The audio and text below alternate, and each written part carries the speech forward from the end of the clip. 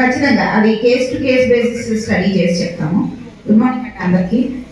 So ఈరోజు మనం ఇక్కడ అసెంబ్ల్ అవ్వడానికి ముఖ్యమైన రీజన్ ఈ రోజు నుంచి మన ఎంటైర్ జిల్లాలో రెవెన్యూ సదస్సులు స్టార్ట్ అవుతున్నాయి. ఈ రోజు నుంచి సెలవు దినాలు కాకుండా మిగిలిన వర్కింగ్ డేస్ అన్నింటిలో కూడా 33 రోజుల పాటు రెవెన్యూ సదస్సులు స్టార్ట్ అవుతాయి. ఈ రోజు 12వ తారీఖు 12 నుంచి మనకి 8 వరకు కంటిన్యూస్ గా జరుగుతాయి. ప్రతిరోజు ముందర రోజు అంటే ఈ రోజు ఇక్కడ 9 జరుగుతుంది కాబట్టి నిన్ననే మీకు ఇన్ఫర్మేషన్ అందుంటుంది. సో అలా ఒక రోజు ముందర లేదా 2 రోజుల ముందర కంపల్సరీగా అందరికీ కూడా ఇంటిమేషన్ అందుతుంది. అన్ని పంచాయతీ ఆఫీసుల్లో అన్ని ప్రభుత్వ ఆఫీసుల్లో కూడా ఎక్కడెక్కడ చేస్తున్నాము ఏ రోజు చేస్తున్నాము అనే షెడ్యూల్ ఉంటుంది. ఉదయాన్నే మీరు ఇక్కడికి వచ్చి కూర్చుని ఉంటే రెవెన్యూ అధికారులు ఉంటారు, అలాగే కొన్ని ఎక్కడైనా ఎండోమెంట్స్ భూములు ఉన్నప్పుడు ఎండోమెంట్ అధికారులు, అలాగే వక్ఫ్ అధికారులు, అలాగే సర్వే అధికారులు అందరూ కూడా మీకు ఇక్కడ అందుబాటులో ఉంటారు. At the same time digital ఆపరేటర్లు ఉంటారు, విఆర్ఓ ఉంటారు, అందరు మండల్ లెవెల్ ఆఫీసర్స్ ఉంటారు, అలాగే చూడడానికి అండ్ మానిటర్ చేయడానికి ఆర్డీఓలు వస్తారు, అలాగే సీనియర్ మోస్ట్ ఐఏఎస్ అఫీషియల్స్ వస్తారు, మన గౌరవనీయులైన కలెక్టర్ గారు, జాయింట్ కలెక్టర్ గారు, అలాగే డిఆర్ఓ గారు కూడా వేరియస్ ఎక్కడెక్కడైతే స్టార్ట్ అవుతున్నాయో అన్ని చోట్లకి కంటిన్యూస్ విజిట్స్ వస్తారు. సో ఉదయం మధ్యాహ్నం కొన్ని చోట్ల ఉదయం ఒక చిన్న విలేజ్ అయితే ఉదయం ఒకసారి, మధ్యాహ్నం ఇంకో విలేజ్ లో పెట్టుకున్నారు. మిగతా పెద్ద విలేజ్ లో అయితే రోజంతా ఒకే విలేజ్ లో పెట్టడం జరిగింది. సో ఇది మీరంతా సద్వినియోగపరచుకోవాలి. ఇప్పుడు ఒక చిన్న వ్యధ ఆయన చెప్పారు ఏంటి అంటే ఇలా పేరు మారింది అని.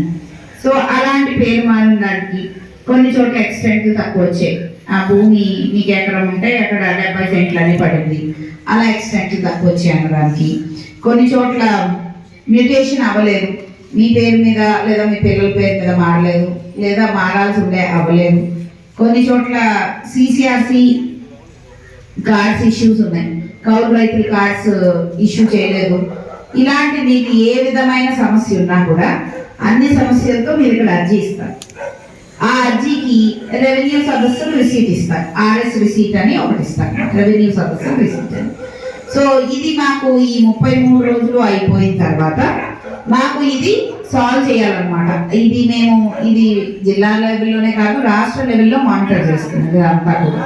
సో మీ అర్జీని మేము సేకరిస్తే అది ఖచ్చితంగా సాల్వ్ చేసి తీరుతాము. అలాగే ఏంటి అంటే ఆ ఇష్యూస్ చాలా విపులంగా మన తహసీల్దార్లు, రెవెన్యూ అధికారులు పరిశీలించి అవి ఏ విధంగా సాల్వ్ అవుతాయి అన్నది కూడా మీ అందరికీ కూడా చెప్తారు. ఏ విధంగా ఆ సమస్యను తీర్చవచ్చు అనేది మీ అందరికీ చెప్తారు. ఇది ఏంటి అంటే మీరు ఇప్పటి వరకు చూస్తూనే ఉంటారు చాలా సార్లు. మీరు ఇందాకలా మీరు సర్పంచ్ అండి, ఈ సభకు వచ్చిన పెద్దలకు, రైతులకు, ప్రతి ఒక్కరికి నమస్కారాలు తెలియజేస్తున్నాను.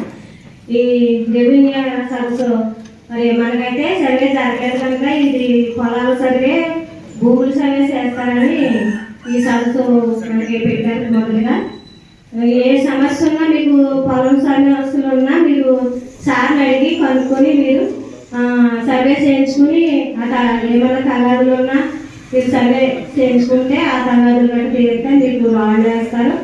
పొలం సర్వే చేసి అలాగే భూములు కూడా సర్వే చేస్తారు. తర్వాత ఇవన్నీ సర్వే చేయించుకుని దగ్గర ఉండి మీరు రాళ్ళు వేయించుకుని ఎటువంటి గొడవలు లేకుండా సక్రమంగా జరిగించుకోవాలని కోరుకుంటూ మనం చేసుకుని మాటలు ముగిస్తున్నాం. మనకి రీసర్వే అవ్వలేదు, మనకి అది రీసర్వే కూడా స్టార్ట్ చేస్తారు. మనకి ఇప్పుడు మీకు ఒక అపోహ ఉంది, రీసర్వే చేయడం వల్ల మాకేంటి లాభం అని. అది మా సర్వేర్ గారు కూడా వివరిస్తారు. ఏ సిస్టంలో ఏంటంటే 5% అలవెన్స్ అని ఉంది. అంటే మీకు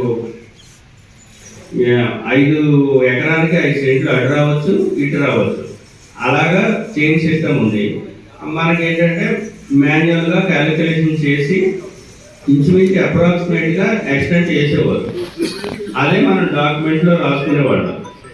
ఆ డాక్యుమెంట్లో రాసుకునేవాళ్ళం